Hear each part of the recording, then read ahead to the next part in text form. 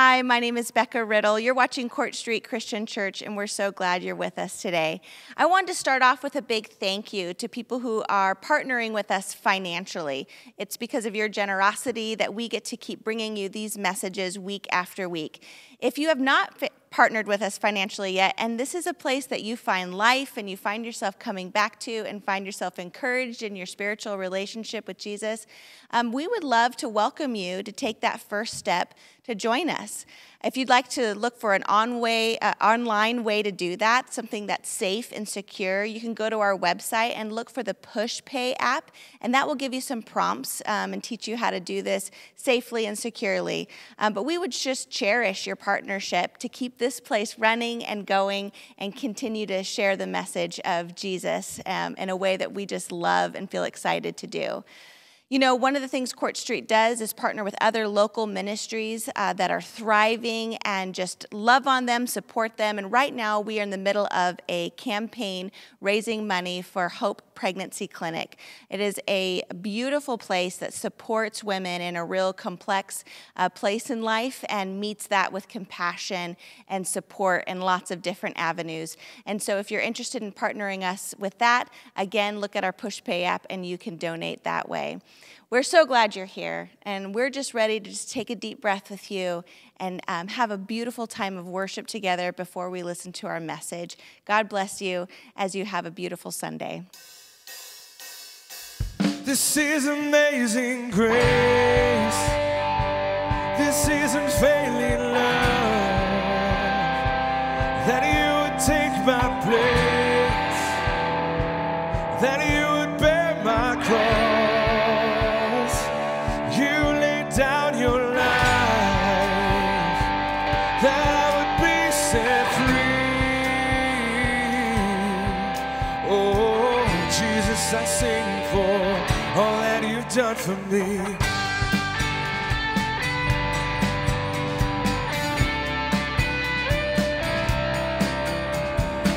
Who breaks the power of sin and darkness, whose love is mighty and so much stronger, the King of glory, the King above all kings,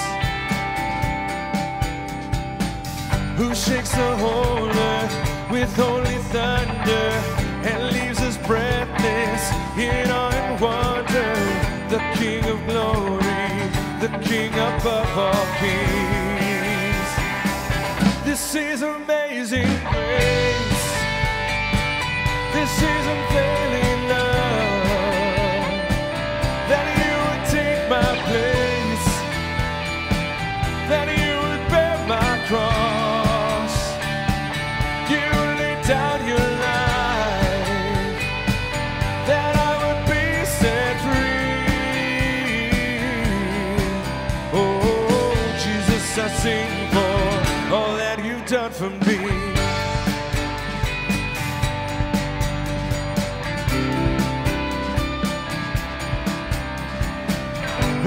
The nations with truth and justice, shines like the sun in all of his brilliance, the King of glory, the King above all kings, who brings our chaos back into order, who makes the orphan a son and daughter, the King of glory, the King above all kings. Oh yeah, this is amazing grace.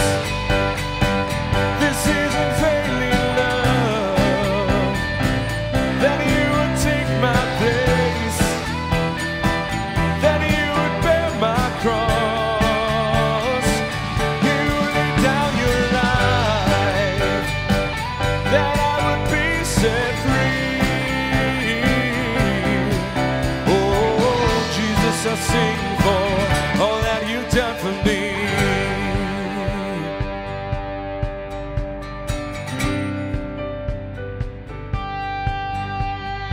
Worthy is the Lamb who was slain, worthy is the King who conquered the grave, worthy is the Lamb who was slain, worthy is the King who conquered the grave.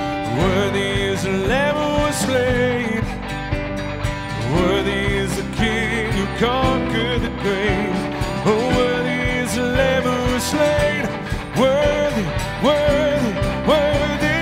Oh, this is amazing grace. This is unfailing love, that you would take my place, that you would bear my cross. You laid down your life, that I would be set free. Oh, Jesus, I sing for all that you've done for me.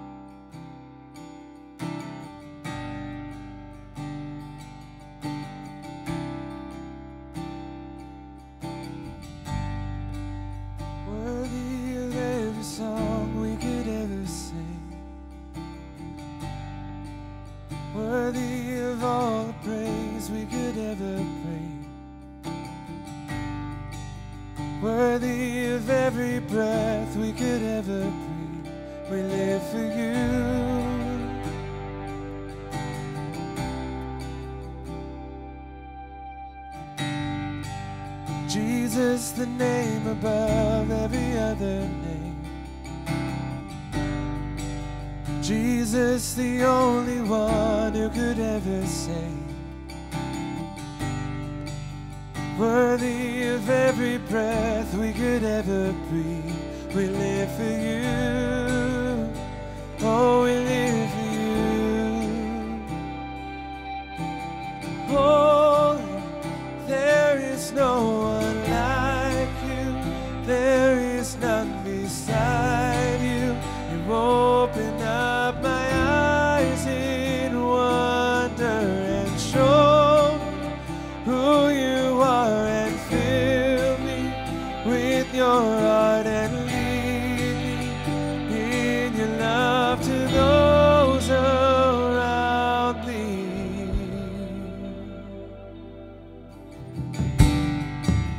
Worthy of every song we could ever sing.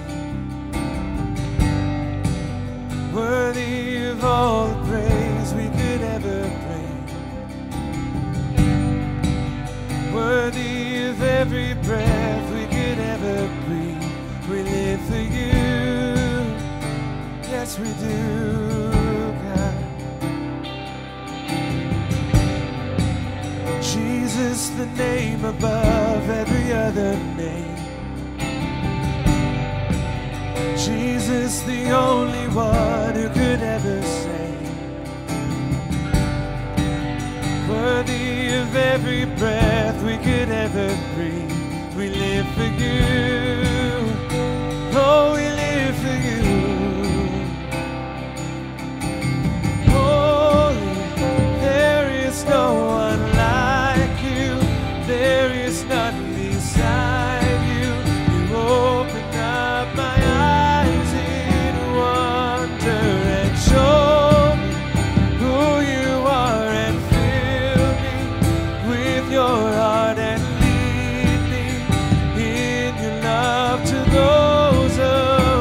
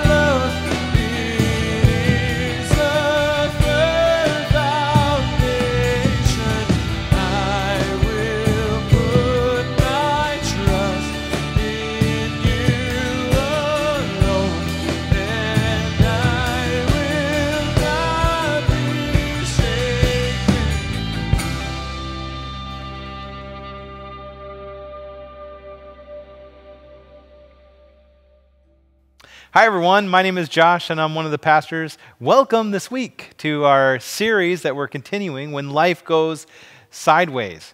You know, every year we celebrate Good Friday and Easter, but often we stop right there with those stories, don't we? We don't necessarily follow the stories of those early followers of Jesus to really how they processed the trauma, what it meant to them to lose Jesus in such a traumatic way, and really how they were able to get to that next season of life in starting this new movement of what it meant to follow Jesus, being a Christian or a Christ follower. And we're talking about this season of their life through the lens of order, disorder, and reorder.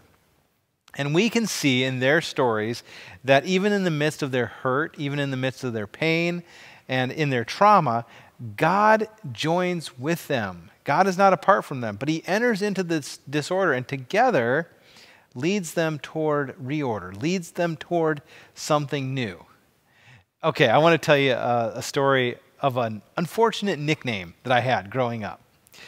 When I was growing up, I've told you before that my dad was a pastor. And for many of our years growing up, we lived in the church parsonage. Now, if you didn't grow up going to church, you may not know what that is. The parsonage is just a house that's owned by the church. It's often right beside the church, and it's in this prominent place in the community, in the neighborhood.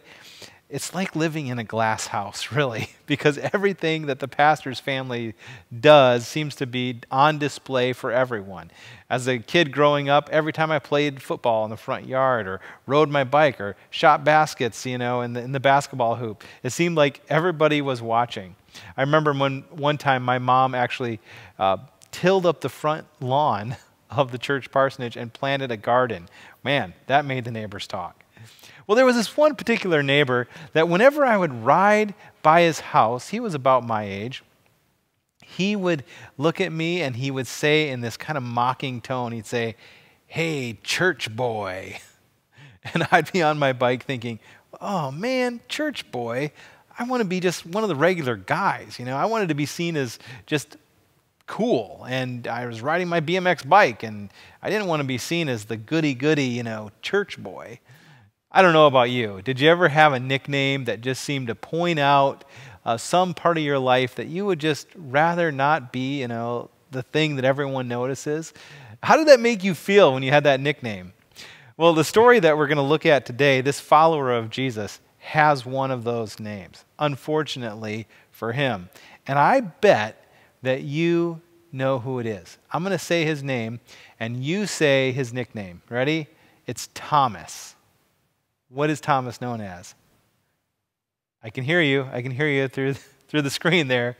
Yes, he's known as Doubting Thomas. It's like, rah, rah. Here's the story of this original follower of Jesus. He was one of the 12 disciples, and he's known as the doubter. Man, that sounds kind of unfortunate to me. It doesn't sound like something that I'd want to be remembered for. And, you know, I think about that. Why is doubt such a bad trait? Why is it seen as that in our culture? Well, doubt is often associated with unbelief, isn't it? When someone doubts something, or especially if they doubt their faith, this can feel really negative. It can feel dangerous even, like they're slipping away from the shores of what is sure and true.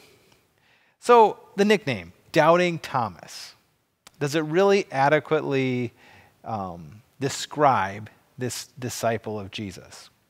Well, I like what N.T. Wright tells us about Thomas. He calls Thomas this. He said, Thomas is one of John's great minor characters. He's talking about the Apostle John, which is the scripture we're going to look at today. We find that Thomas is loyal. He's dogged.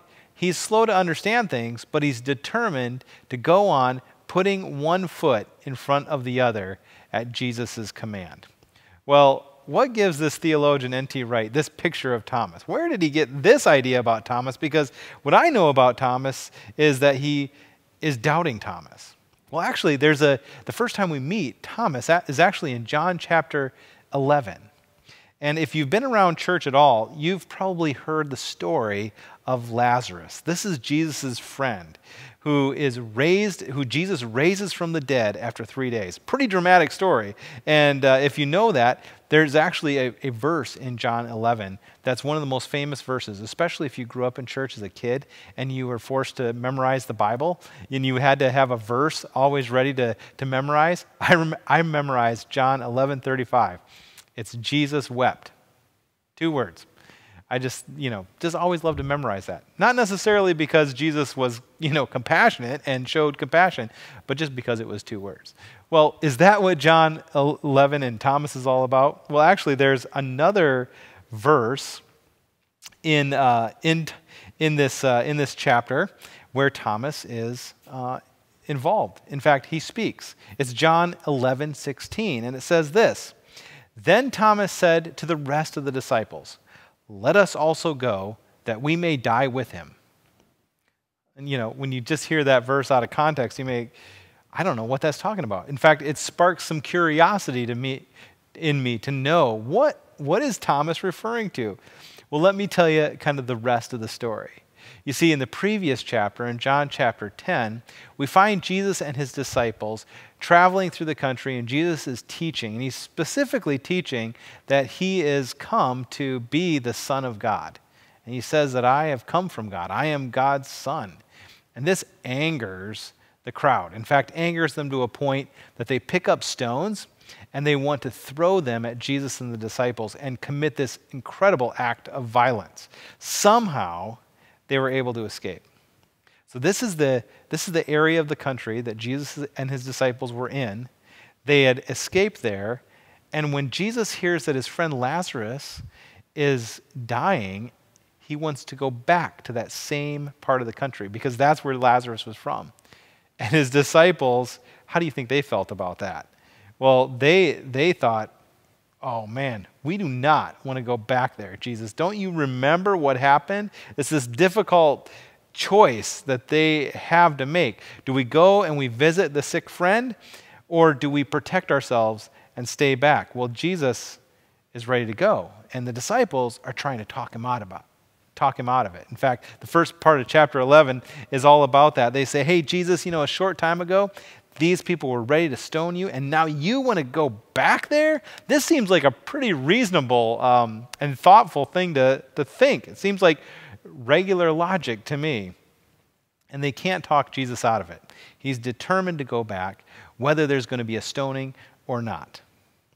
And into that scene, Thomas resigns himself to, I'm going to go with Jesus, and no matter what happens, I'm committed to following you, Jesus. He doesn't understand all of what Jesus is saying or doing, but he's following the person. He's loyal. He wants to be that person who's seen as a good follower, a good disciple. And that to me shows me that Thomas he's just a straight up good guy. He's all in. He's ready to die if necessary. It's the kind of guy that you really want to be on your team, don't you? You want people to be loyal. You want people to be ready to go to whatever it takes. When I see this picture of Thomas, does it seem like a guy who's unsure? Does it seem like a guy who is, doesn't trust in Jesus, or that is ruled by fear? Does it seem like a guy whose nickname should be Doubting Thomas?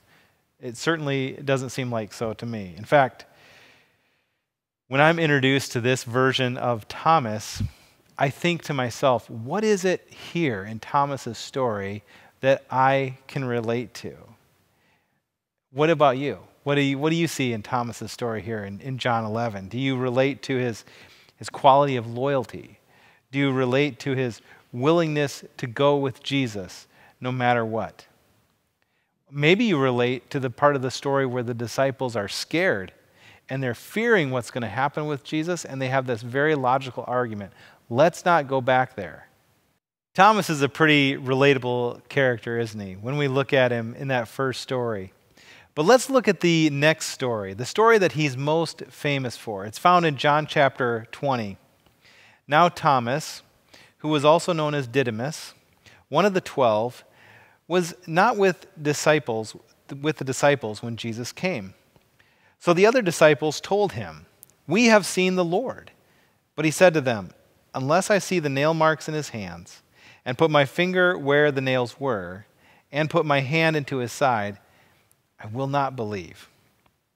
Now, you may be curious to know, or curious to think, why wasn't Thomas with the rest of the disciples when Jesus first came? I definitely had that question. I felt like Thomas kind of missed out here, and we don't know the reason why he wasn't there, but for some reason he wasn't, and so he didn't see what they saw. He didn't see Jesus that first time.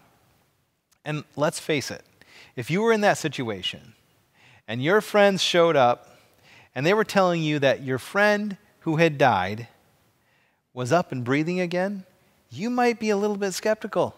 You might think, "Hey, guys, what have you been drinking? What have you been smoking here? I'm not sure I'm believing what you're saying, and I need some proof. I need some proof here." And that has happened in my life. When life goes sideways for me at times, it initiates this season of grief in my life. You're familiar with those different seasons of grief where you go through denial and anger and depression and bargaining. Well, doubt also is something that is woven into that grief journey. You may be doubting your future when you're in that season of disorder. You may be thinking, I just don't trust that things are going to work out, that they're not going to go back to that way that they were. And that's doubt right there. Or maybe you've experienced this way. Maybe you've been with someone that you really care about deeply, but yet they hurt you very badly to a place where you're just not sure that you can trust them again. You don't know if you believe that person will be something different because it doesn't match your experience of what's happened. And that's doubt. And I want to say this about doubt and kind of normalize Thomas's experience, is that doubt is really a natural reaction to disorder. It's really a natural part of when things go sideways. And when I see doubt in this way, it really normalizes Thomas and his experience for me. His skepticism is not necessarily a statement of disbelief. It's more related to this season of grief and this trauma that he's experienced in his life of losing Jesus. And perhaps his disbelief is also in the idea that, hey, people who die, they don't come back to life again. This does not happen. This is not part of my normal experience of what I've experienced. And that's doubt. So doubt is a natural thing for us to experience when we're going through disorder. Well, let's continue on with the story. So a week later, Scripture says, his disciples were in the house again, and Thomas was with them. So a week has gone by. And I just want us to slow down here and think about what that's like. When the time when Thomas's friends tell him that Jesus is somehow living again, and it's been a week, boy, that is like the middle of uncertainty. It definitely feels like when you're in the middle of a disorder, it can feel like time is just creeping by so slowly. I think of stories that I've heard of friends who have gone through a long divorce process. Boy, that thing can get spread out to where it just feels just discouraging. Or perhaps you've been with someone who's just had a long illness and you're hoping for something better, but the illness keeps getting worse. Or I think about that thing that we can all relate to, that when we have a medical test that we're waiting for the results for, when you're waiting for that doctor to call you back, that can just feel like an eternity. And I think that's a little bit about what's happening perhaps in Thomas's life during that one week that is he's waiting to see if what the other disciples had said was true. And your mind can make up all kinds of stories during that time, can't it? You want to know what's going to happen. You want to know what's certain. And so in this type of situation, doubt sometimes can feel like there's an absence of faith. And you kind of lose your faith. And doubt is seen as the opposite of that. I love this quote, though, from Anne Lamott, who is just a great writer and deals with things of faith. She says this about this idea. The opposite of faith is not doubt, but certainty. And certainty is missing the point entirely when we're looking for that. Faith includes noticing the mess, the emptiness, and the discomfort, and letting it be there until some light returns. You know, when I see doubt in this way, even in the seasons of uncertainty, I can see it this way. Doubt can be a doorway that leads toward faith. It's not the opposite of faith, but actually it's a doorway that can lead me into faith. And looking at doubt in this perspective actually casts the idea of doubt in a new light for me. I can see it not as the enemy, but as a friend, part of the journey, part of the process of leading me towards something new, toward that place of reorder, we call it. I think about, we see this version of doubt really in science. Anyone who really loves to geek out about science, you know that doubt is an important part of the process. You are asking those questions to see if, to try to explore a new understanding of the natural world. Looking for patterns, looking for a productive conversation, for a better understanding or something new. That's an illustration of where doubt actually is a good thing. It leads us into, when we see doubt in that way, it leads us to a more hopeful direction. So let's see where this goes in the story. Looking back at the scriptures, in John 20 it says, though the doors were locked, Jesus came and stood among them and said, peace be with you. Then he said to Thomas, put your finger here, see my hands. Reach out your hand and put it into my side, and stop doubting and believe. And Thomas said to him, my Lord and my God. You know what I notice here is that Jesus walks into the room where Thomas is, and he doesn't condemn Thomas. He greets everyone with a statement of peace. Peace be with you, even to those who are in this wrestling with their doubt.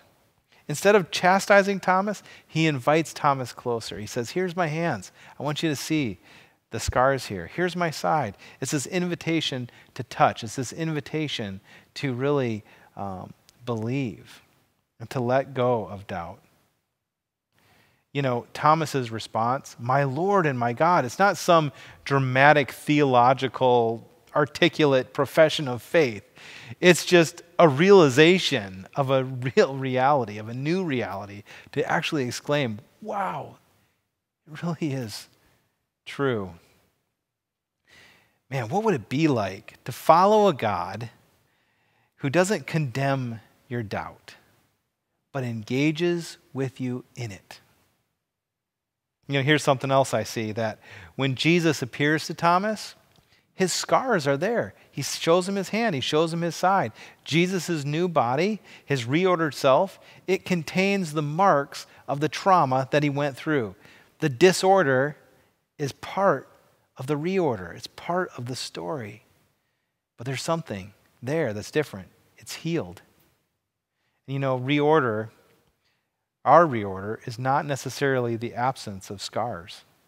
That's kind of what I see here happening in the interaction here with Jesus and Thomas. It was evidence of what Jesus had been through. When you think of your own season of disorder, whatever that is that you've attached to in your life as we've been going through this series, what marks has that season left on you? What wounds are evident from those emotional scars, or maybe physical scars, whatever it is that you've gone through? What is there? What is it? Perhaps you're seeing within those scars some healing.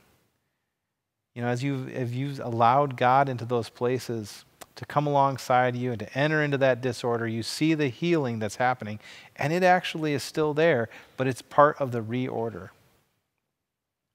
This brings me hope, because honestly, I'm like Thomas in many ways. Doubt has definitely been a part of my story. There's been a season of my life where doubt was seen as the enemy, that I had to somehow just remove the doubt myself or get rid of it. And that was, any doubt was this, showed that there was no faith there. But the more I tried to do that, the more it really went in the wrong direction for me. The more I embraced the doubt and asked the questions and tested those things, actually that's where God met me in those places and encouraged me in my faith. And my faith grew into a reordered place, a place that was really stronger and more sure and more certain in that way. This journey of order and disorder and reorder is really very personal to all of us. We all go through it as human beings. We see that this order and this disorder and the reorder, we see it in all around us in life, don't we? And we see it in the lives of these followers, especially in Thomas. And doubt is part of that. Doubt is part of that. And it's like a friend that we can actually see that is leading us into a new place. And I'm just thinking that, like Thomas experienced here, that Jesus is inviting us through this story to connect with God, even in those seasons of doubt. So this week I was really inspired by a story about a man named Giles Dudley. Giles is a photographer, and he's had different jobs over his career. He started out as photographing rock stars. And so he has all these litany of famous people that he's taken pictures of. But that season of his life started to feel empty to him. And so he started wondering, maybe this is not what I'm supposed to be doing. He went into that season of doubt, and doubt became this natural part of his life that really led him into the next part of his career, which was he decided he wanted to take pictures of people that were really suffering, that were going through conflicts, specifically different areas of the world that were going through war. He wanted to take pictures of civilians and the effects of war and what that did upon them and upon their physical bodies and upon their stories. And he began to tell those stories. In fact, in 2011, he found himself with a group of soldiers, and he was taking pictures of their experience when he stepped on a landmine. That experience, of course, changed his life forever. That he lost his arm in that accident and both of his legs.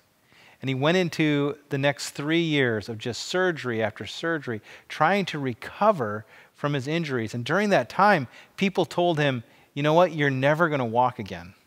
You're never going to be able to take pictures again. Your hand, the one hand that you still have, is so badly damaged. And he had so many surgeries just in that one hand. But Giles didn't, even though he says he went through really great seasons of doubt and even depression during that time, he just kept moving on, even seeing that as a vehicle to spur him on to something new. And sure enough, after 3 years of recovery, he was able to walk again. He was able to take pictures again and continue this work that he had started, taking pictures of people, telling their stories through photography. And today, he still is continuing this journey of inspiring others to a life of meaning and joy. He goes by the moniker the one-armed chef. And what he does is he travels to places where people have to use the food that grows around them, what's available in their natural surroundings. And he lives to inspire others to see what they can do with just what's around them, no matter their situation, to enjoy life and make it better for others. And I see this pattern that we've been talking about lived out in Giles's life. This idea that doubt's a natural part and that it can be a doorway to something new. And really, the most powerful part of Giles's story is really this picture right here. This picture of him is a self-portrait he took of himself after the many surgeries. And you can see that the scars are evident.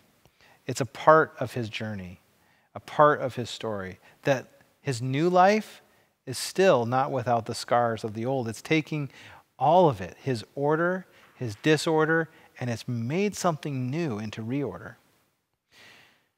And so I don't know in your life what kind of disorder situation you're experiencing, but I'm inviting you this week to see doubt as a part of the process of your life, as part of the process leading you into something new. I don't know what scars that you have that maybe you're not really proud of those scars, or you don't really like those. You would rather them not be there. But is it possible to even see them as leading toward a place of healing, to be part of your story, part of the reorder, of your transformation, of what really God is doing? And to see the story of Thomas, to see a man who he was that loyal human being who just loved Jesus, went through all of this trauma, but Jesus met him in that and led him in to someplace new. That's a really hopeful story for me. And I hope that in your life, that you can see God working in your life in that way as well. You know, I'd love to hear from you the different ways that this series of sermons is really attaching to your story. How are you seeing this process of order and disorder and reorder work its way in your life? What stories do you see happening in your life that are leading you, that God is meeting you and leading you into this new way? We'd love to hear from you, so reach out to us. Hey, let me say a prayer of blessing over you this week. God, thank you for meeting us in this season of order, disorder, reorder. These things that we're talking about that are so deeply personal, this pattern of transformation that you're doing in our lives. God, we have seen it in the life of Thomas, and specifically this idea of doubt.